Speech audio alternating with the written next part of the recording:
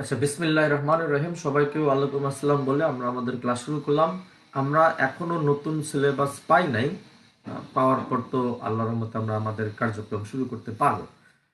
আচ্ছা, কিন্তু ভর্তি পরীক্ষায় কি আহ, পুরো সিলেবাস থাকবে কি না এটা ব্যাপারে আমরা শিওর না। হ্যাঁ, আমি জানি না কি হয়। মানে যে সিদ্ধান্ত যেটা আসবে আমাদের সেই সিদ্ধান্ত মোতাবেকই চলতে হবে। আচ্ছা মাই ডিয়ার স্টুডেন্টস, গত ক্লাসে আমরা চ্যাপ্টার 10 শেষ করলাম এবং আমি কিন্তু বাবা তোমাদেরকে বারবার বলেছি যে চ্যাপ্টার 10 থেকে বিগত 5 বছরে বোর্ডে যে সমস্ত সিকিউ গুলা এসেছে, যে সমস্ত এমসিকিউ গুলা এসেছে, আমরা যেন সেগুলো একটু ভালো মতো চেক করতে পারি।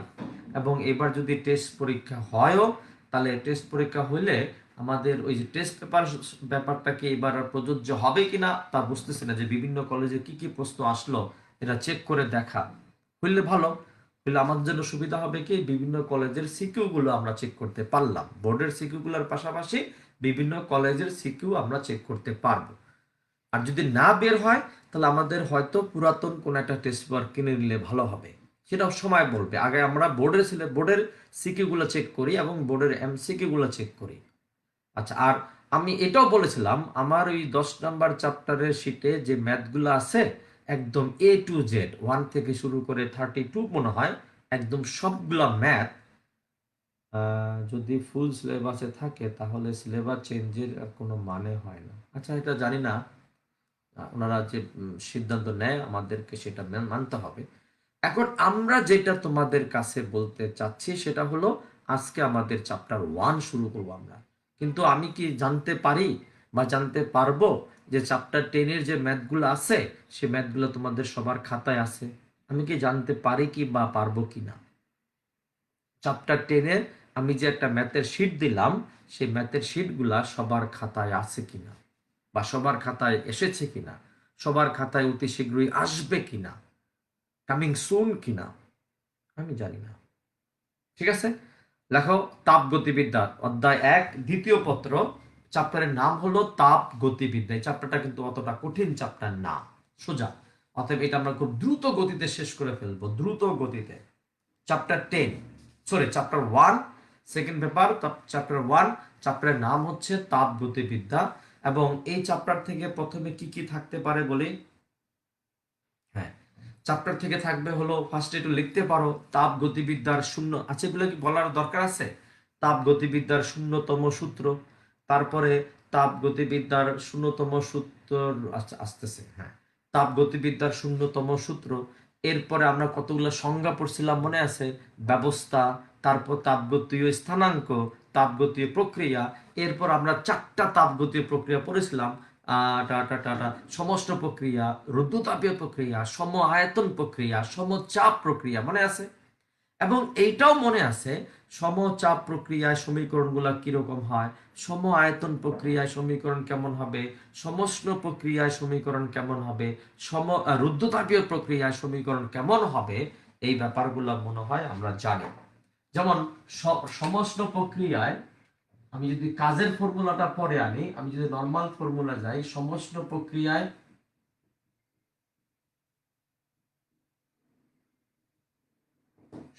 প্রক্রিয়ায় আমাদের ফর্মুলা ছিল পিভি ইকুয়াল টু ধ্রুবক, তাই না? এগুলো আমরা জানি। অর্থাৎ কি বলতো, P1V1 ইকুয়াল টু P2V2। 2, রুদ্ধতাপীয় প্রক্রিয়ায় তোমরা আমাকে বলো তো, সমীকরণ ছিল 3টা। PV to the power gamma equal to ধ্রুবক, TV to the power gamma minus 1 equal to ধ্রুবক, TP to the power 1 minus gamma ভাগ গামা ইকুয়াল টু ধ্রুবক। এরকম সমীকরণ কিন্তু আমাদের রুদ্ধতাপীয় প্রক্রিয়ার বেলায় ছিল, তাই ছিল না? ছিল। আর সমচাপ প্রক্রিয়া মানে তো বুঝতেই পারতেছো, ওখানে আমাদের কাজের ফর্মুলা ছিল, ওরকম আলাদা করে আমরা কোনো সম্পর্ক করি নাই, বা সমায়তন প্রক্রিয়াও আমরা কোনো সমীকরণ বের করি নাই। এখন আমরা এই সূত্রগুলা দিয়া ঠাস ঠাস করে 3-4টা ম্যাথ করে ফেলবো ইনশাল্লাহ। প্রথম ম্যাথটা লেখো, রুদ্ধতাপীয় প্রক্রিয়ায় একটু ম্যাথের শীট আমরা দিয়ে দেবো হয়তো আগামী ক্লাসে। এর মধ্যে তোমরা লিখে ফেলাও, রুদ্ধতাপীয় প্রক্রিয়ায় দ্বিপরমাণু গ্যাসের চাপ, রুদ্ধতাপীয় প্রক্রিয়ায় দ্বিপরমাণু গ্যাসের চাপ 0.5% বৃদ্ধি করা হলে, রুদ্ধতাপীয় প্রক্রিয়ায়, আমরা আজকে প্রথম ম্যাথে যাচ্ছি, রুদ্ধতাপীয় প্রক্রিয়ায় দ্বিপরমাণু গ্যাসের চাপ, দ্বিপরমাণু গ্যাসের চাপ 0.5% বৃদ্ধি করা হলে, 0.5% বৃদ্ধি করা হলে গ্যাসের আয়তন শতকরা কত কমবে? রুদ্ধতাপীয় প্রক্রিয়ায় দ্বিপরমাণু গ্যাসের চাপ 0.5% বৃদ্ধি করা হলে, 0.5% বৃদ্ধি করা হলে গ্যাসের আয়তন শতকরা কত কমবে? গ্যাসের আয়তন শতকরা কত কমবে? তার মানে আমাকে তাপমাত্রা নিয়ে কোনো কথাবার্তা বলে নাই, চাপ আর আয়তন নিয়ে বলেছে, দ্বিপরমাণু বলেছে, গামার মান বের করতে হবে, আমাকে বলেছে চাপ যদি এত পার্সেন্ট বৃদ্ধি করা হয় তাহলে আমাদের আয়তন কত পার্সেন্ট কমবে। তার মানে আমি তোমাদের কাছে বলতে পারি P2 ইকুয়াল টু হবে P1 প্লাস P1 এর 0.5%। মানে কি? P1 0.5%, sorry 0.5%। তাহলে 0.5% মানে কি বলতো? 0.5 ভাগ 100 কত আসে? 0.005। তার মানে একবারে যে লিখে এটা আসবে 1.005 P1। P2 মান পেয়ে গেলাম। আচ্ছা, কেউ বলবা আমার নেট বাফারিং। আচ্ছা কিন্তু, আচ্ছা ম্যাথটা কত নাম্বার? আমি যেহেতু শীটটা কেবল আজকে বানানো শুরু করবো, রাহান ইসলাম ম্যাথটা একটু কষ্ট করে আজকের দিনের মতো লিখে না ম্যাথগুলা, কালকে থেকে আবার ম্যাথ লিখতে হবে ইনশাল্লাহ। ওকে, এরপরে চলে আসো, আমাদের কি বলছে? আয়তন শতকরা কত পার্সেন্ট কমবে। আমরা জানি P1 B1 gamma equal two P2 V2 gamma. তাহলে V2 by V1 gamma equal to P1 by P2, বুঝছি? অতএব V2 by V1 equal to হবে P1 by P2 to the power 1 by gamma. কেমনে হইলো? আমি গামা দ্বারা ভাগ করলাম, পাওয়ার গুলাকে গামা দ্বারা ভাগ করলাম। এখানে পাওয়ার কত? গামা ভাগ গামা 1। এখানে পাওয়ার কত? 1 ভাগ গামা 1 বাই গামা। তাহলে P1 কত? P1 1.005 P1 1 by 1.4। তোমাদের মধ্যে কেউ তো আমাকে বলবা V2 সমান সমান কত আসবে? V2 সমান সমান কত আসে বলো তো বাজান?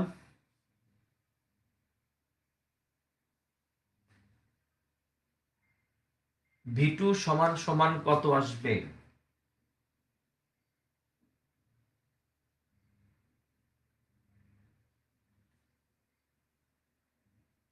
তাড়াতাড়ি বাজান। আচ্ছা আমি একবারে কি অ্যান্সার বলে দিব?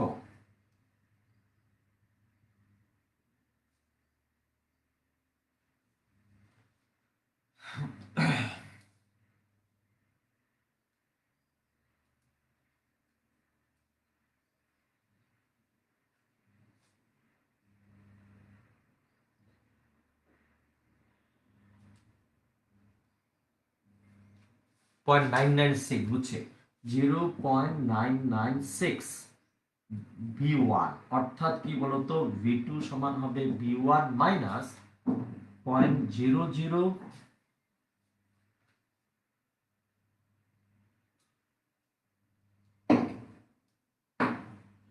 0.004 আসে যে। আচ্ছা 0.9964 লিখি। আচ্ছা 4 V1, তাহলে 0.0036 V1, এটাকে 100 দ্বারা গুণ করো, অতএব V2, V2 সমান সমান V1 মাইনাস B1 এর কত পার্সেন্ট বলতো? 0.0036%। V1 মাইনাস B1 এর এত পার্সেন্ট হয় না? আল্লাহ আল্লাহ, V1 এর 100 দ্বারা গুণ করতে হবে রে বাজান। কি হলো আজকে প্রথম অঙ্কটা? 0.0036 ইন্টু 100, 0.36%, 0.36%। তার মানে চাপ এত পার্সেন্ট। এটা কিন্তু পরীক্ষার MCQ তে আসে। বিশ্বাস করবা তুমি? করবা না আমি জানি। চাপ যদি এত পার্সেন্ট বৃদ্ধি করা হয় তাহলে তার আয়তন হ্রাস পাবে এত পার্সেন্ট। তাড়াতাড়ি করো। তারপরে লেখো, একটি পারমাণবিক বোমা বিস্ফোরণের ফলে, আমাদের পরের ম্যাথ, একটি পারমাণবিক বোমা বিস্ফোরণের ফলে যে অগ্নিগোলক সৃষ্টি হয়, একটি পারমাণবিক বোমা বিস্ফোরণের ফলে যে অগ্নিগোলক, পারমাণবিক বোমা বিস্ফোরণের ফলে যে অগ্নিগোলক সৃষ্টি হয় তার ব্যাস 200 মিটার। একটি পারমাণবিক বোমা বিস্ফোরণের ফলে যে অগ্নিগোলক সৃষ্টি হয় তার ব্যাস কত মিটার বলতো? 200 মিটার, এবং তাপমাত্রা 10⁵ কেলভিন। কথাটা আবার একটু মনোযোগে শোনো। একটি পারমাণবিক বোমা বিস্ফোরণের ফলে যে অগ্নিগোলক সৃষ্টি হয়, যে অগ্নিগোলক সৃষ্টি হয় তার ব্যাস 200 মিটার এবং তাপমাত্রা 10⁵ কেলভিন। তাপমাত্রা কত বলতো? 10⁵ কেলভিন।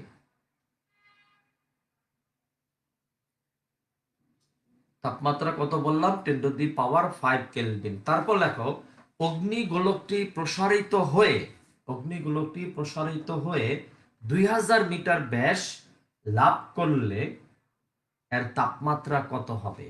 অগ্নিগোলকটি প্রসারিত হয়ে, অগ্নিগোলকটি প্রসারিত হয়ে 2000 মিটার ব্যাস লাভ করলে, 2000 মিটার ব্যাস লাভ করলে এর তাপমাত্রা কত হবে?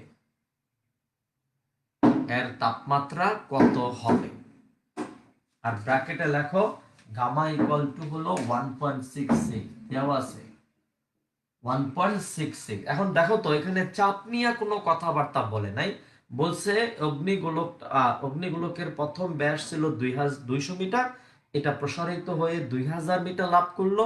আমি কি করে বুঝবো এটা রুদ্ধতাপীয় প্রক্রিয়া? তোমরা ভালো করে জানো, রুদ্ধতাপীয় প্রক্রিয়া মানে হঠাৎ প্রক্রিয়া, রুদ্ধতাপীয় প্রক্রিয়া মানে দ্রুত প্রক্রিয়া। একটা পারমাণবিক বোমা বিস্ফোরণের ছবি তোমরা টেলিভিশনে দেখেছো অফকোর্স, যে এটা মুহূর্তের মধ্যে একটা বিরাট স্ফুলিঙ্গ আর ধারণ করে অল্প সময়ের ভিতরে। তার মানে অবশ্যই অবশ্যই এটা একটা রুদ্ধতাপীয় প্রক্রিয়া। এখানে আয়তন নিয়ে, ব্যাস আছে মানে আয়তন আছে, আয়তন নিয়ে কথাবার্তা বলেছে। তারপরে তোমার তাপমাত্রা নিয়ে কথাবার্তা বলেছে, চাপ নিয়ে কোনো কথাবার্তা বলে নাই, তো আমরা তার যাবই না। এখন বলছে ব্যাসের কথা বলছে, তার মানে এখানে কি আমরা লিখতে পারি কিনা দেখো তো, যে V1 হবে হলো 4/3 পাই d1/2 হোল কিউব, মানে কি 1/6 পাই d1 কিউব। V2 হবে 1/6 পাই d2 কিউব। অতএব V2/V1 ইকুয়াল টু হবে d2/d1 এর আবার হোল কিউব। d2 মানে হচ্ছে 2000, d1 মানে হচ্ছে 200 এর আবার হোল কিউব। ফাস্টুস করে বলে ফেলাও, হবে হলো 1000 d1। V2 সমান সমান হবে হলো 1000 d1। আশা করতে পারি তোমরা বুঝতে পারছো। এবার আসো T1 V1 gamma minus 1, T2 V2 gamma minus 1। তাহলে T2 কত হবে? T1 V1 ভাগ V2 গামা মাইনাস 1। T1 এর মানটা কত বললাম? T1 এর প্রথম তাপমাত্রা ছিল 10⁵ কেলভিন। V1 V2 এর মানটা কত? 1000 V1। 1 পয়েন্ট কত বললাম? 66 - 1। হাসঠুস করে আমাকে বলে দাও T2 এর মানটা কত আসে। আচ্ছা, অনুধাবন প্রশ্নের শীট দেওয়ার আমারও একটা প্ল্যান আছে, রাজিবুল ইসলাম রিফাত, আমাদেরও একটা প্ল্যান কিন্তু আছে। ঠাস করে বলো তো T2 এর মানটা কত আসে?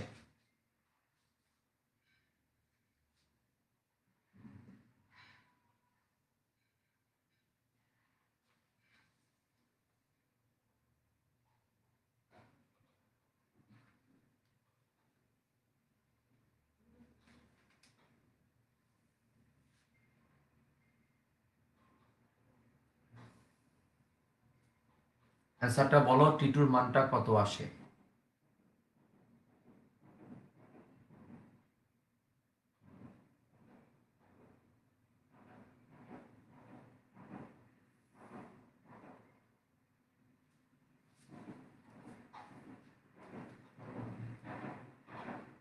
1047 না 10 কত আসলো টি2 মান 1047 পয়েন্ট কত 12 কেলভিন।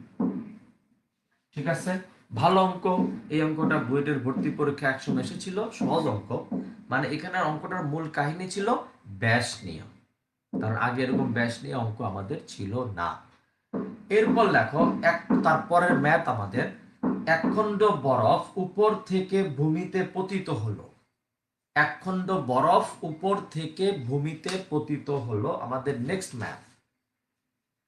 একখণ্ড বরফ উপর থেকে নিচে ভূমিতে পতিত হলো। তারপর একসাথে লিখবা এতে পতন শক্তির 50% তাপে রূপান্তরিত হওয়ায়। আমি আবার বলি, একখণ্ড বরফ উপর থেকে ভূমিতে পতিত হলো, এতে পতন শক্তির 50% তাপে পরিণত হওয়ায়,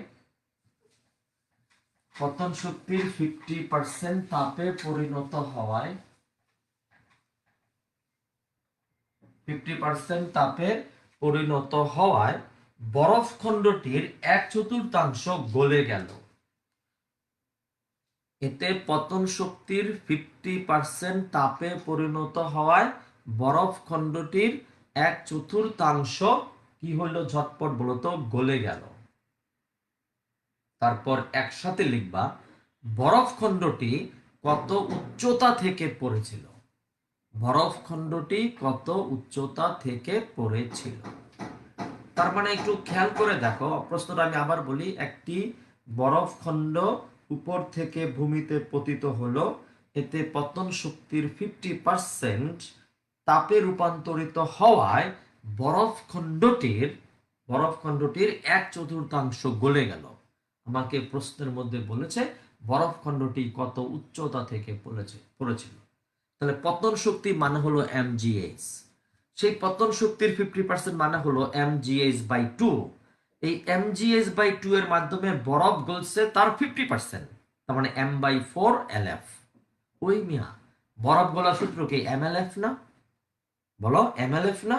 তাহলে বরফ যে গলছে 50% গলছে, সরি 1/4 গলছে, মানে m/4 lf।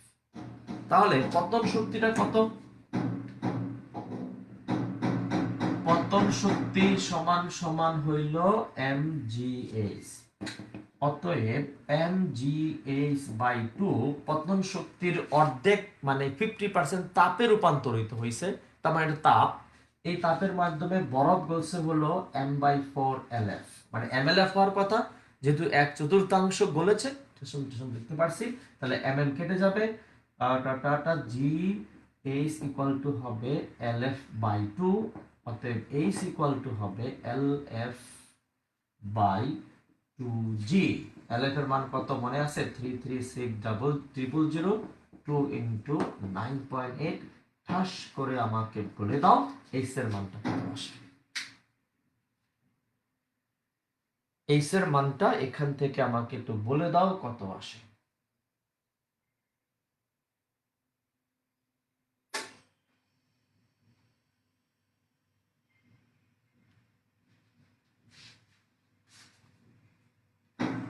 Three three six double zero ভাগ 19.6 দিচ্ছাম 17,142.85।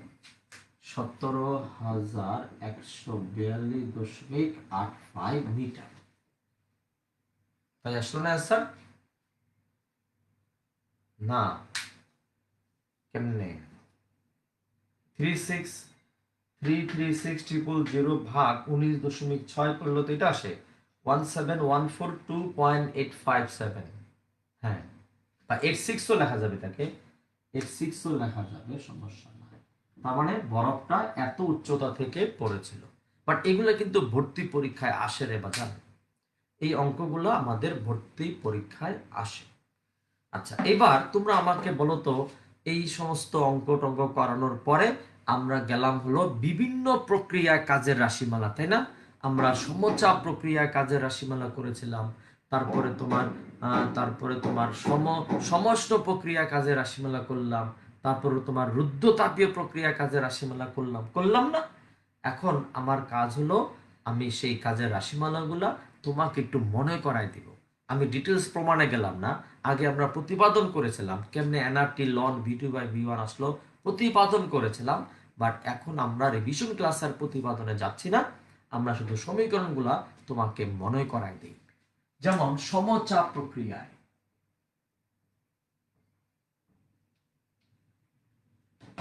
সমচাপ প্রক্রিয়ায় 1 নম্বর ফর্মুলা হলো ডেল ডাব্লিউ সমান সমান পি ডেল ভি। 2 নম্বর ফর্মুলা হলো W equal to P V2 minus V1।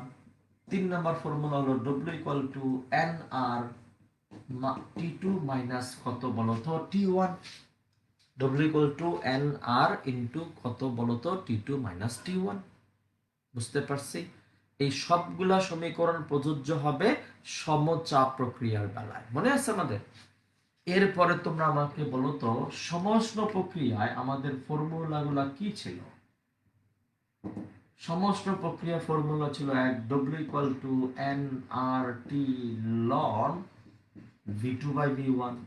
2 হলো W equal to N R টির বদলে আমরা P1/V1 বসাতে পারি লন V2/V1। অথবা 3 নম্বরে বসাতে পারি W equal to N R T লন V2/V1 এর বদলে বসানো যাবে হলো P1/P2। কারণ সমষ্ণ প্রক্রিয়া মানে হলো বয়েলের সূত্র, মানে হলো P1/V1 ইকুয়াল টু P2/V2।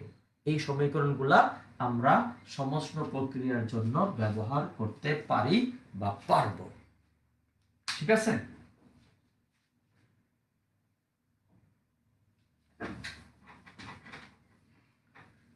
দ্বিতীয় কথাটা হলো রুদ্ধতাপীয় প্রক্রিয়া কি হবে? রুদ্ধতাপীয় প্রক্রিয়ায় 1 নাম্বার ফর্মুলা হলো W equal to N R ভাগ 1 মাইনাস গামা T2 মাইনাস কত বলতো T1। 2 হলো ডব্লিউ ইকুয়াল টু 1 ভাগ 1 মাইনাস গামা P2/V2 মাইনাস কত বলতো P1/V1। এই যে সমীকরণ দুইটা আমরা দেখতে পাচ্ছি, এই সমীকরণ দুইটা প্রযোজ্য হবে রুদ্ধতাপীয় প্রক্রিয়ার জন্য, এই সমীকরণটা প্রযোজ্য হবে সমষ্ণ প্রক্রিয়ার জন্য, এই সমীকরণটা প্রযোজ্য হবে সমচাপ প্রক্রিয়ার জন্য। এবার আসো সম আয়তন প্রক্রিয়ার সমীকরণ কেমন? বিশাল বিশাল সমীকরণ আছে আমি জানি। সম আয়তন প্রক্রিয়ায় বিশাল বিশাল সমীকরণ আছে, তাই না? আছে, সমায়তন প্রক্রিয়ায় বিশাল বিশাল সমীকরণ আছে। ওরে বাপরে বাপ, অনেক কঠিন। আসলে কি তাই? সমায়তন মানে কি? পিস্টন উঠবে না, পিস্টন নামবেও না, পিস্টন ওঠে না, নামেও না, তার মানে কোনো কাজ হয় না। তাহলে সমায়তন প্রক্রিয়ায় চোখ বন্ধ করে লিখে ফেলবা কাজ ডব্লিউ ইকুয়াল টু জি। সমায়তন প্রক্রিয়ায় কোনো কাজ টাজ হয় না। বুঝতে পারছি? তাহলে এই যে সমীকরণগুলো আমি দেখলাম, সমীকরণে দেখার বিনিময় তোমার জন্য একটা ছোট্ট উদ্দীপকের মতো আছে, একদম ছোট্ট।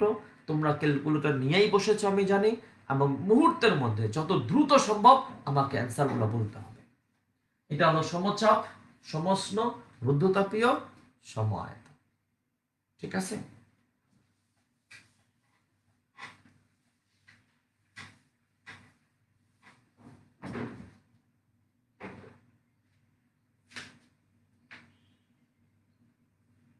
x অক্ষ বরাবর v, y অক্ষ বরাবর p।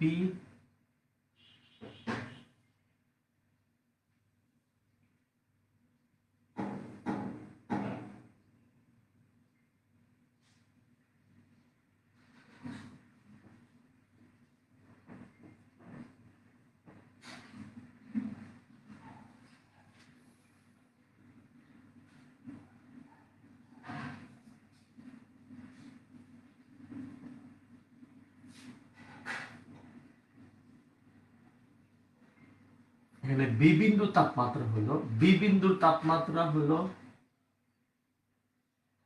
50 degree Celsius. এই 50 ডিগ্রি সেলসিয়াস হলো বি বিন্দুর তাপমাত্রা। এখানে গ্যাস আছে 20 গ্রাম, অক্সিজেন গ্যাস আছে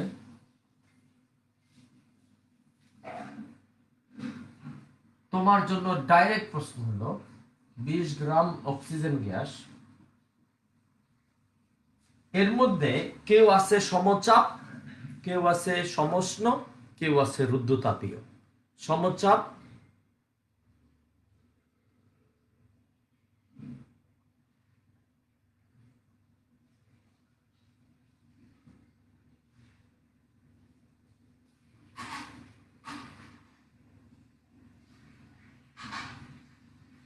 আল্লাহ কি কয় ভুলে গেলাম এখনই। তোমরা আমাকে বলো তো কোন এর মধ্যে কোনটা সমষ্ণ, কোনটা রুদ্ধতাপীয়, কোনটা সমচাপ, তুমি খুঁজে বের করবা। কোন প্রক্রিয়ায় কৃত কাজ বেশি হবে মতামত দাও। পরীক্ষার সময় বলবে গাণিতিক বিশ্লেষণের সাহায্যে মতামত দাও, আমি শুধু লিখছি মতামত দাও। কোন প্রক্রিয়াকৃত কাজ বেশি হবে মতামত দাও, তাড়াতাড়ি। আমি বলেছিলাম তোমরা ক্যালকুলেটর নিয়ে বসেছ, আমি 1 মিনিট বা 1.5 মিনিটের মধ্যে অ্যান্সার চাই, যত শর্টকাট পারো করে ফেলবা। তোমাকে খুঁজে খুঁজে বের করতে হবে এখানে কোনটা সমষ্ণ প্রক্রিয়া, কোনটা রুদ্ধতাপীয় প্রক্রিয়া, কোনটা সমচাপ প্রক্রিয়া। এখানে আমরা রাখছি হলো 20 গ্রাম অক্সিজেন, 20 গ্রাম অক্সিজেন। কারণ অক্সিজেন মানে দ্বিপরমাণু, গামার মান জেনে যাচ্ছে। অক্সিজেন মানে 20 গ্রাম, কয় মোল হবে সেটা জেনে যাচ্ছি। তাহলে কোন প্রক্রিয়া কাজের ফর্মুলা একটু আগে বোর্ডে লেখাইছি, তাহলে তাড়াতাড়ি করে বলে ফেলাও কি হতে যাচ্ছে এখানে।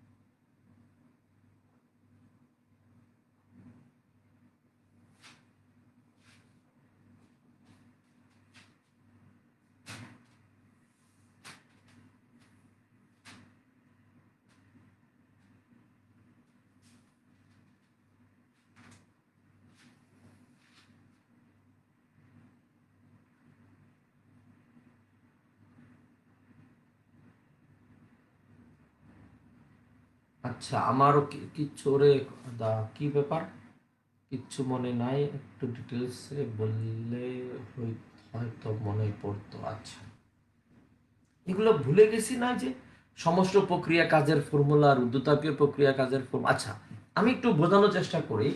দেখো তো আমি বলে দিই এবার, এবি গ্রাফটা দেখো তো, ওয়াই অক্ষ বরাবর যদি পি হয়, ওয়াই অক্ষ বরাবর যদি পি হয়, তাহলে এবিটা হলো আমাদের সমচাপ। দেখো এই বরাবর যাচ্ছি, চাপ বাড়ে না, চাপ কমে না, তার মানে সমচাপ।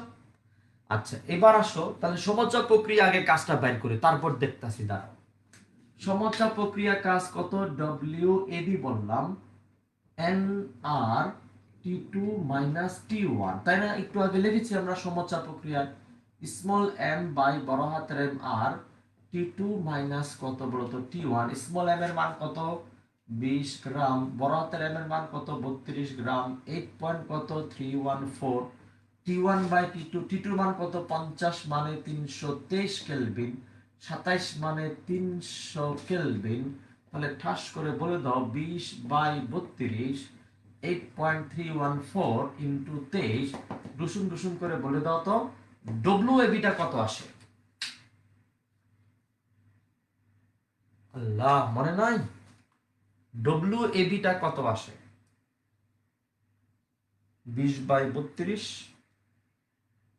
দিচ্ছম ইন্টু 8.314 ইন্টু 23, কত আসলো 119.51, 119। আচ্ছা এটা ডব্লিউ এবি হলো 119.5 লিখলাম 5 জুল। এটা হলো এবি সমচাপ প্রক্রিয়া কাজ, এটা কিন্তু সমচাপ প্রক্রিয়া রে বাজান। এইবার আসো এসি আর এডি দুইটাই তো বেহা, এসি এবং এডি দুইটাই বেহা, তাহলে আমি বুঝবো কেমনে এটা সমষ্ণ না কোনটা রুদ্ধতাপীয়?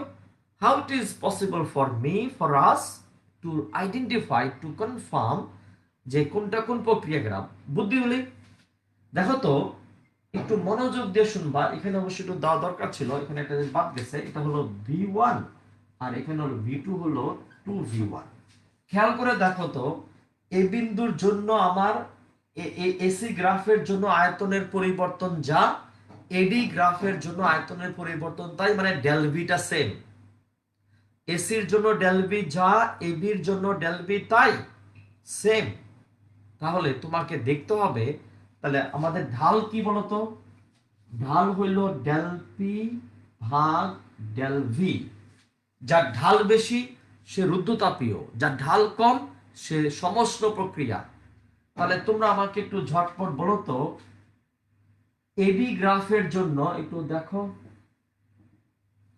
এবি গ্রাফের জন্য ডেল পি হচ্ছে এতটুকু, এডি গ্রাফের জন্য ডেল পি এতটুকু, আর এসি গ্রাফের জন্য ডেল পি হচ্ছে এতটুকু। তাহলে কার ডেল পি কম? এসির। এসি বলি আর এডি বলি উভয় ডেল বি সমান, এসি বলি আর এবি বলি উভয় ডেল বি সমান, কিন্তু এসি এর বেলায় ডেল পি কম, এডি এর বেলায় ডেল পি বেশি। তার মানে কার ঢাল বেশি? এসির না এডির? এডির ঢাল বেশি। আর ঢাল বেশি মানে কি? রুদ্ধতাপীয় প্রক্রিয়া। তার মানে এসি হলো সমষ্ণ প্রক্রিয়া আর এডি হলো রুদ্ধতাপীয় প্রক্রিয়া। তাহলে সমষ্ণ প্রক্রিয়া মানে কি? ডব্লিউএসি। ডব্লিউএসি সমষ্ণ প্রক্রিয়ার ফর্মুলা কি? এনআরটি লন ভি2 বাই ভি1। এবং তোমরা আমাকে বলো তো, এসি যদি সমষ্ণ প্রক্রিয়া হয়, এই বিন্দুতে তাপমাত্রা যদি 27 ডিগ্রি সেলসিয়াস হয়, সি বিন্দুতেও তাপমাত্রা 27 ডিগ্রি সেলসিয়াস।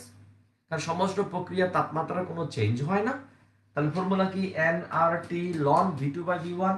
এন এর মান কত? 20 বাই 32। আর এর মান কত? 8.314। টি এর মান কত? টি এর মান হলো 300 লন ভি2 কত? 2v1 বাই v1, মানে v1 কেটে যাবে। তাহলে ঠাস ঠাস করে বলে দাও, ডব্লিউএসসি সমান কত হবে?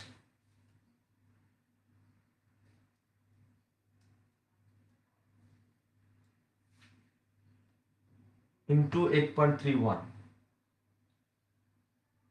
8.314 ইন্টু 300 ইন্টু লন 2 আসবে হলো 1080.53। 1080 কত বলতো? 53 জুল। এটা হলো কোন প্রক্রিয়া কাজ বলতো? এসি সমষ্ণ প্রক্রিয়া কাজ। মানে মোহাম্মদ খান বলতেছে মেবি রুদ্ধতাপী প্রক্রিয়া, মেবি বলতেছে। ঢাল খারাপ মানে তো রুদ্ধতাপী প্রক্রিয়া, ডেফিনেটলি তাই। আল্লাহ রে আল্লাহ। তাহলে ডব্লিউ এবি হইল, ডব্লিউ এসি হলো, এবার আসলে ডব্লিউ এডি। তাহলে এডিটা কি প্রক্রিয়া? রুদ্ধতাপীয় প্রক্রিয়া। রুদ্ধতাপীয় প্রক্রিয়ার ফর্মুলা কি?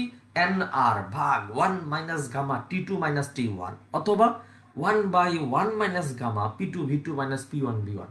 এখানে ভি2 ভি1 নিয়ে কিছু আইডিয়া পাওয়া যাচ্ছে, কিন্তু পি নিয়ে কোনো আইডিয়া নাই। তাহলে পি এর ফর্মুলা বাদ। তাহলে আমরা নিব হলো এন আর ভাগ, একটু জায়গা রাখবা মাঝখানে, মাঝখানে একটু জায়গা রেখে তারপর আমরা আগাবো। আমাদের ডব্লিউ এডি বের করার ফর্মুলা হলো এন আর ভাগ 1 মাইনাস গামা টি2 মাইনাস টি1। বাজান রে, এডি যদি শুদ্ধতাপীয় প্রক্রিয়া হয় রে, এডি যদি রুদ্ধতাপীয় প্রক্রিয়া হয়, এ বিন্দুতে তাপমাত্রা যা, ডি বিন্দুতে তাপমাত্রা তা না। এ বিন্দুর তাপমাত্রা হইল টি1 আর ডি বিন্দুর তাপমাত্রা হইল টি2। টি2 তো নাই আমার কাছে, তাহলে টি2 বানাইতে হবে কেমনে? T one V one gamma minus 1, T two V two gamma minus 1। তাহলে টি2 সমান সমান কত? টি1। টি2 সমান সমান হবে টি1 v1 বাই v2। টি1 এর মান কত? 300। v1 v2 এর মান কত? 2v1। গামার মান কত? 1.4 মাইনাস কত? 1 তাহলে কেউ কি বলতে পারবা আমার এখানে টি2 এর মানটা কত আসে? 300 ইন্টু 0.5 টু দি পাওয়ার 0.4 দিচ্ছাম, কত আসে? 227.36, 227.36 কেলভিন। এবার মান বসাও। স্মল এর মানে হলো 20/32, 8.314, 1 মাইনাস 1.4। টি2 মানে হলো 227.36 মাইনাস কত বলতো? 300। ঠাস করে আমাকে বলে দাও ডব্লিউএডিটা কত আসে? এবার তোমরা আমাকে বলো তো, তাহলে ডব্লিউএডিটা কত আসে?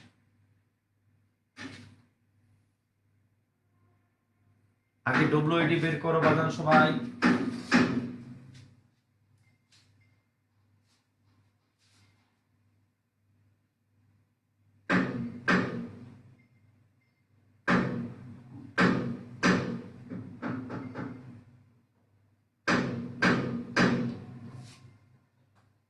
ডব্লিউএডিটা কত আসলো? এই যে 20/32 ইন্টু 8.314 ইন্টু 227.36 মাইনাস 300 ভাগ 1 মাইনাস 1.4। ঠাস করে বলে দাও ডব্লিউএডিটা কত আসে? তাড়াতাড়ি তাড়াতাড়ি করো বাজান।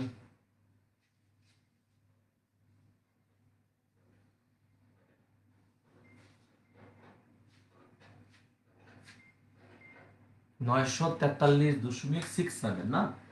943.67 জুল। তাহলে আমরা দেখলাম এটাতে কাজ সবচেয়ে বেশি, তারপর এটাতে, তারপর এটাতে। অতএব আমরা এখন কি লিখতে পারবো বলতো? আমরা এখন লিখতে পারবো W AC is greater than W AD then কি বলতো? W AB. তার মানে সমস্ত প্রক্রিয়ায় আমাদের উদ্দীপক অনুসারে সমস্ত প্রক্রিয়ায় কৃত কাজের মান সবচেয়ে বেশি। সমস্ত প্রক্রিয়ায় কৃত কাজের মান সবচেয়ে বেশি আমরা লিখতে পারছি। এইবার তোমাদের জন্য আরেকটা প্রশ্ন আছে, একটু তাড়াতাড়ি লিখবা, সময় নষ্ট করা যাবে না। অল্প সময়ের মধ্যে 2 থেকে 3 মিনিট সময় নিব আমরা এম করার জন্য। লেখেন 20 গ্রাম অক্সিজেন গ্যাসকে প্রথমে সমস্ত প্রক্রিয়ায় প্রসারিত করা হলো। দেখো 20 গ্রাম অক্সিজেন গ্যাসকে প্রথমে 20 গ্রাম অক্সিজেন গ্যাসকে প্রথমে সমস্ত প্রক্রিয়ায় প্রসারিত করা হলো এবং পরে রুদ্ধতাপীয় প্রক্রিয়ায় প্রসারিত করা হলো।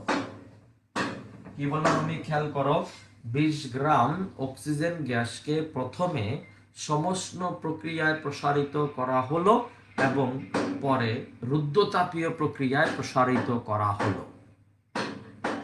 পরে রুদ্ধতাপীয় প্রক্রিয়ায় প্রসারিত করা হলো, এই পর্যন্ত আমরা লিখেছি।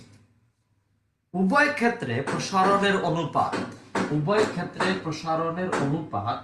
1:2 হলে উভয় ক্ষেত্রে প্রসারণের অনুপাত 1:2 হলে মোট কাজের মান কত? উভয় ক্ষেত্রে প্রসারণের অনুপাত 1:2 হলে মোট কাজের মান কত? কি বললাম? 20 গ্রাম অক্সিজেনকে মানে 27 ডিগ্রি সেলসিয়াস বলে নেই, 27 ডিগ্রি সেলসিয়াস তাপমাত্রার 20 গ্রাম, কিন্তু তাপমাত্রা যদি না বলে থাকি একটু লিখে নাও। 27 ডিগ্রি সেলসিয়াস তাপমাত্রার 20 গ্রাম অক্সিজেন গ্যাসকে প্রথমে সমস্ত প্রক্রিয়ায় প্রসারিত করা হলো এবং পরে রুদ্ধতাপীয় প্রক্রিয়ায় প্রসারিত করা হলো। উভয় ক্ষেত্রে প্রসারণের অনুপাত 1:2 হলে মোট কাজ কত? মোট কাজ কত কেমনে হবে এখন দেখো খেয়াল করে। এই যে দিচ্ছম, দেখো তো, এ থেকে বিতে গেলাম সমস্ত প্রক্রিয়ায়, বি থেকে সিতে গেলাম রুদ্ধতাপীয় প্রক্রিয়ায়। প্রথমে তাপমাত্রা ছিল 27 ডিগ্রি সেলসিয়াস, 20 গ্রাম অক্সিজেন ছিল। ঠাস করে তোমাকে তো বলতে হবে বাজান, তুমি না বললে কে বলবে? এ থেকে বিতে গেল সমস্ত প্রক্রিয়ায়, তাপমাত্রা চেঞ্জ হবে না। বি থেকে সিতে গেল রুদ্ধতর প্রক্রিয়া, তাপমাত্রা চেঞ্জ হবে। এবং দেখো তো খেয়াল করে, উভয় ক্ষেত্রে প্রসারণের অনুপাত বলছে 1:2। মানে কি, এটা যদি V1 হয় তাহলে এটা হবে 2V1, এটা হবে তাহলে 4V1। কেন? কারণ 2V1 ভাগ V1 অনুপাত 1 মানে সরি V1 ভাগ 2V1 অনুপাত 1:2, 2V1 ভাগ 4V1 অনুপাত 1:2। তাহলে আমাকে মোট কাজটা বের করতে হবে। হ্যাঁ, 20 গ্রাম অক্সিজেন, ইয়েস 20 গ্রাম অক্সিজেন, 27°C তাপমাত্রার 20 গ্রাম অক্সিজেন গ্যাসকে ডিসম আমাকে মোট কাজ বের করতে বলছে। এখন আশা করি তুমি পারবা। ফার্স্টে বের করবা হলো সমস্ত প্রক্রিয়া কাজের ফর্মুলা কি, nRT ln V2 by V1। এখানে V2 হবে 2V1, V1 হবে V1, কাটি যাবে, এটা আমরা বের করতে পারবো, এটা 1। আবার যেহেতু বি বিন্দুতে তাপমাত্রা 27, কারণ এ থেকে বি হলো সমস্ত প্রক্রিয়া, কিন্তু সিতে তাপমাত্রা 27 না, সেটা বের করতে হবে। T2 V2 to the power gamma minus 1, T1 V1 to the power gamma minus 1। T2 কত হয়?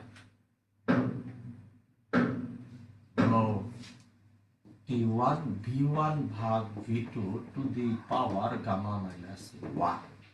আমরা এখান থেকে T2 বের করে ফেলতে পারবো। V1 যদি হয় 2V1, আমি একটু লিখে দিই, তারপরে গ্যাঞ্জাম লাগাবা। 300 V1 কে আমি বলতেছি 2V1, V2 কে আমি বলবো 4V1, 1.4 মাইনাস 1। এখান থেকে তুমি T2 বের করবা, তাহলে W2 ইকুয়াল টু হবে NR ভাগ 1 minus gamma T2 minus T1। W2 তুমি বের করতে পারবা। অতএব মোট কাজ W ইকুয়াল টু হবে W1 প্লাস W2। আশা করা যায় আমরা করতে পারবো। আশা করা যায় মোট কাজ আমরা বের করতে পারবো।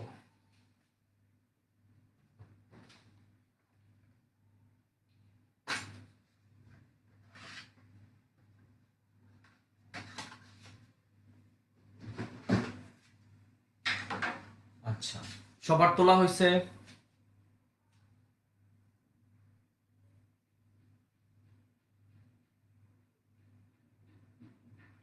আচ্ছা, ফাহাদ আল ফয়সাল মনে বলে ফেললো 2024.18, 2024.18 জুল।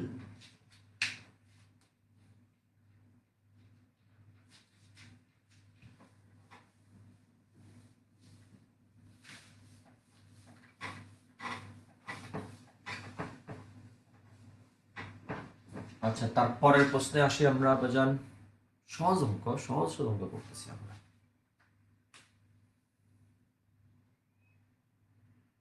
আচ্ছা, সহজ অঙ্ক যদি করবো আমরা এখন, একটা সহজ, হ্যাঁ দেখো, এই অঙ্কটা আজকে শেষ করব, কারণ আমরা তাপগতিবিদ্যার প্রথম সূত্র না পড়ে ওই যে অঙ্কটা আমি করাতে যাচ্ছিলাম সেটা করাতে যাবে না। আগে আমরা তাপগতিবিদ্যার প্রথম সূত্র করাইয়া তারপর ওগুলো করাবো।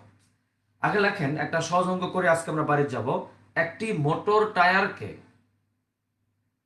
এটা সহজ একদম, একটি মোটর টায়ারকে 15°C তাপমাত্রায়, একটি মোটর টায়ারকে 15°C তাপমাত্রায় 2 ATM চাপে পাম্প করায়,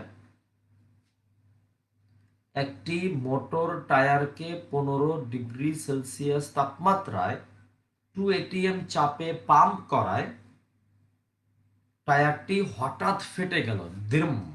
আর টায়ার ফেটে যাওয়া মানে রুদ্ধতাপীয় প্রক্রিয়া। টায়ারটি হঠাৎ ফেটে গেল, তারপরে তুমি লিখবা এর ফলে তাপমাত্রা কত কমবে। কি বললাম? যে একটি মোটর টায়ারকে 15°C তাপমাত্রায় 2 বায়ুমণ্ডলীয় চাপে পাম্প করায় টায়ারটি হঠাৎ ফেটে গেল, এর ফলে তাপমাত্রা কত কমবে। তাপমাত্রা কত কমবে। টায়ার ফেটে গেল, তার মানে কি? ঠান্ডা মাথায় বলো তো। তার মানে এটা রুদ্ধতাপীয় প্রক্রিয়া। তাহলে ভিতরে ছিল 2 ATM, আর সে স্বাভাবিক চাপ মানে 1 ATM কে আমরা স্বাভাবিক চাপ বলি, তাহলে যেহেতু বায়ুমণ্ডলে চলে গেল, তার মানে আমি ধরবো যে চূড়ান্ত চাপটা হচ্ছে 1 ATM। তাহলে ফর্মুলা হলো চাপ আর তাপমাত্রা নিয়ে না, তাহলে ফর্মুলা কি T1 1 মাইনাস গামা ভাগ গামা, T2 1 মাইনাস গামা ভাগ গামা। আমাকে T2 বের করতে হবে আগে, T1, তাহলে P1 by P2 1 minus gamma ভাগ গামা। T1 ছিল 15 যোগ 273 মানে 288। P1 ছিল P1 হবে 2 ATM, P2 হবে 1। সে 2 ATM চাপে ছিল, তারপর তাকে বায়ুমণ্ডলীয় চাপে না হলো, তো 2/1। আর বাতাসের ম্যাক্সিমাম গ্যাসগুলো দ্বিপরমাণু, বিধায় আমরা গামার মান 1.4 ধরে কাজ করব। 1 মাইনাস 1.4 ভাগ 1.4। তাড়াতাড়ি বললা ফেলাও টিটুর মানটা কত আসে।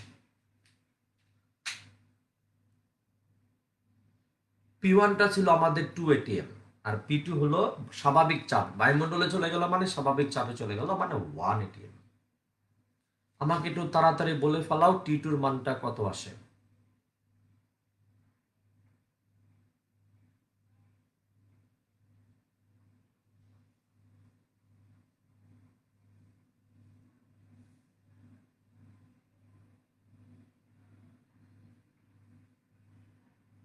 বলো T2 মানটা কত আসে।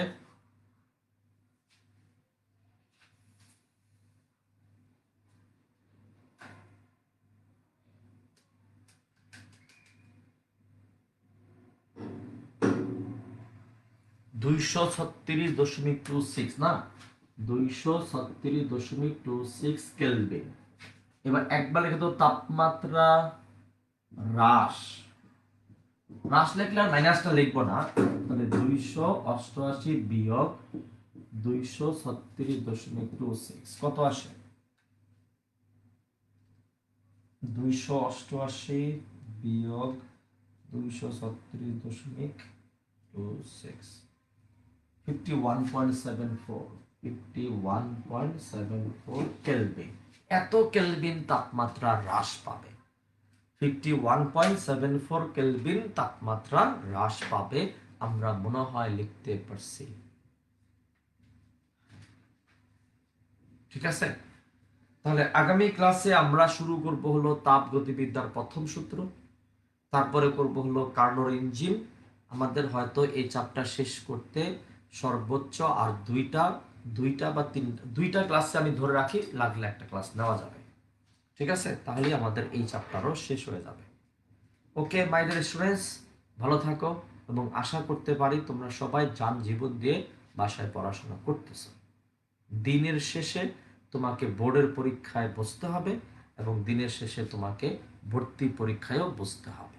অতএব তুমি বুঝতেই পারতেছো তোমার কি করণীয়। এখন একটু বোঝার বুদ্ধি যথেষ্ট হয়েছে তোমার। ওকে মাই ডিয়ার স্টুডেন্টস, আল্লাহ হাফেজ। নরমালি আমরা এখানে বাতাস প্রবেশ করতে পারি টায়ারের ভিতর, নরমাল বাতাস। ওকে, আল্লাহ হাফেজ my dear students, thank you very much, আল্লাহ হাফেজ।